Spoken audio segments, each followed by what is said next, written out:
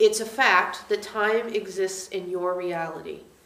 It is a fact that time does not exist in our reality. Both of those things are true.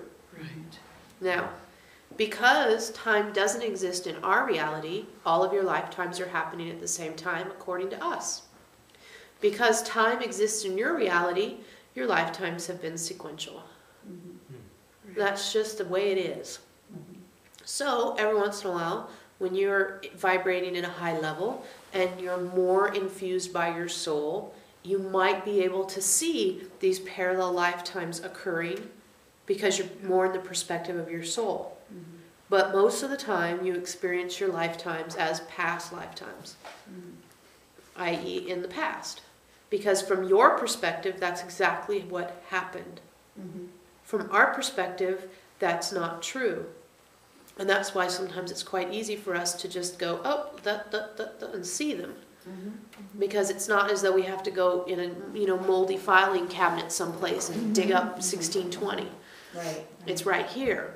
Now, this is the interesting question. We'll ask it for you. If it's true that from your soul's perspective, all of your lifetimes are happening simultaneously, are you learning the same things in each lifetime? Or are there chunks of lifetimes where you're learning a similar thing? Or there are chunks of lifetimes where your core emotion is the same in those lifetimes and it's different in others? And how does all that get sorted out, right? So how that really gets sorted out is this. You cannot understand it. It's one of these things that it's impossible to describe to you how that could be possible. And we're sorry, but we thought we'd bring it up anyway, just to say that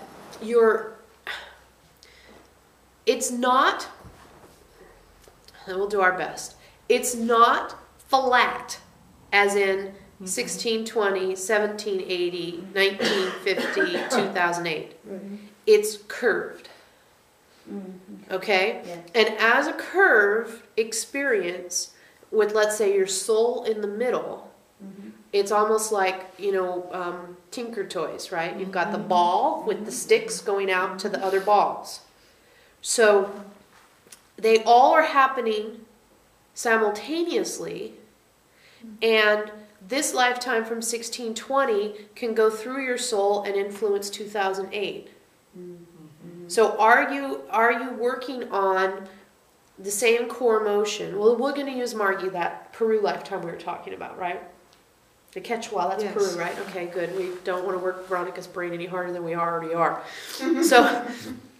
So here's your soul, and here are your lifetimes around you, okay? And here's Margie. And when you're in your toning altered space, is that what you call it? Yeah, altered. You didn't say altered, did you? State. You said altered state? Okay, we'll just go with your words. Okay, so here's Margie. And when you're in the altered state, you start to access your soul, and your soul is able to infuse the learning that you're having, because it's your soul's perspective, so you're having with these other lifetimes into the experience that you're having now. Now, as your vibration raises and more of your soul's energy comes in, here's the interesting bit. Here's Margie down here, right? You all get it, right, with the circle? As you raise your vibration and you bring more of your soul down, and that Tinker Toy link gets smaller and smaller, it actually collapses all of the past lives into this present life. You can feel that energetically if you can't understand it intellectually, because we're not speaking in quantum physics language. But that's what happens, is you actually are collapsing. It's hard because Veronica's knowledge in this area is limited, but we believe it would be called a dimensional collapse. You're actually having a dimensional collapse into this current lifetime.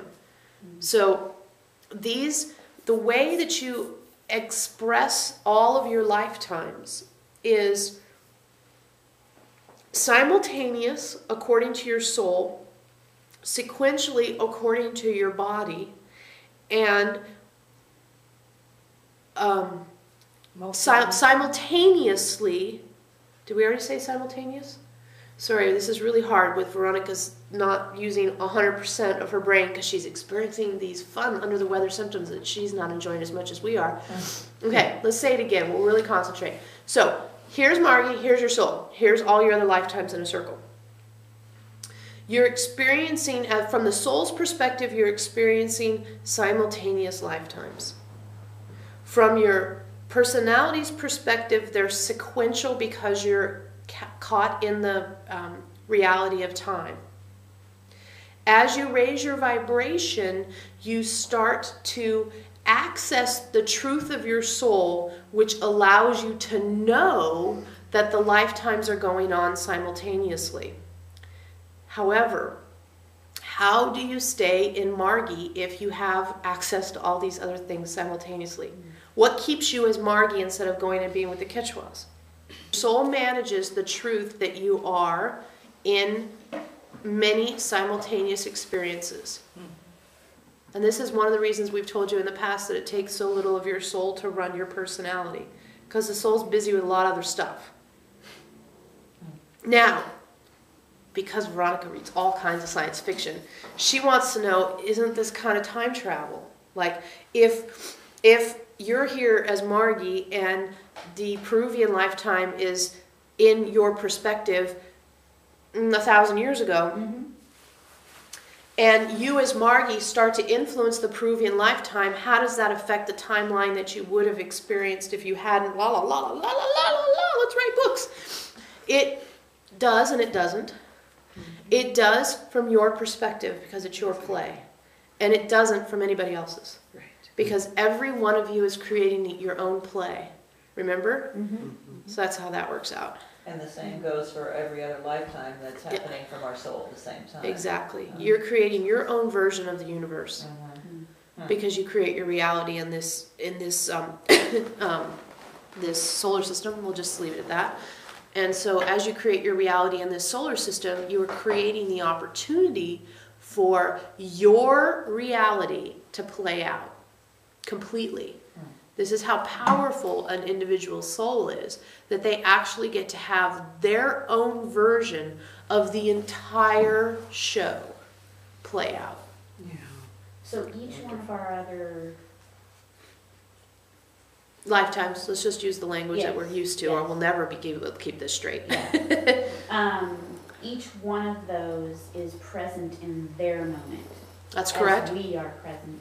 In That's ours. correct. However, it is not true that each one of those lifetimes is aware of anything more than what they're doing. Exactly. And it is not true that many of those even have a lot of influence from the soul. Like maybe, 1/100th of 1% of the available, It's very true that many, many, many of those lifetimes are basically running soulless. If for all intents and purposes, they're running soulless because the soul is no longer getting anything interesting out of them.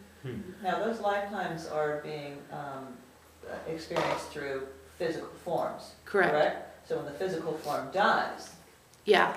Then it absorbs back into the personality. Go into the main ball of the Correct. soul. The personality is reabsorbed into the soul. So is there less and less lives going on simultaneously as we get closer and closer to the ascension? It's likely simply because you're 40 and 50 and 60 and 70 years old. And so many of your lifetimes ended much more briefly than that. What is also true is that sometimes you experience your lifetimes where all of them are currently alive. Even if, like your lifetime started now, if every lifetime started at exactly the same time, no matter what the calendar date was, and so when you died at 6, that one theoretically is done, you can also sort of rewind it, in essence, so that you can experience it through your soul. You have that ability. You don't use it, but you have it. It's one of those things that you don't, we've never talked about it, and we're not sure any of you have never thought about it, and it's a reality of a higher vibrating being that you could say, that lifetime as a coal miner, I want to rewind that lifetime, and in real time, this is a funny thing to say, in real time, extract the learning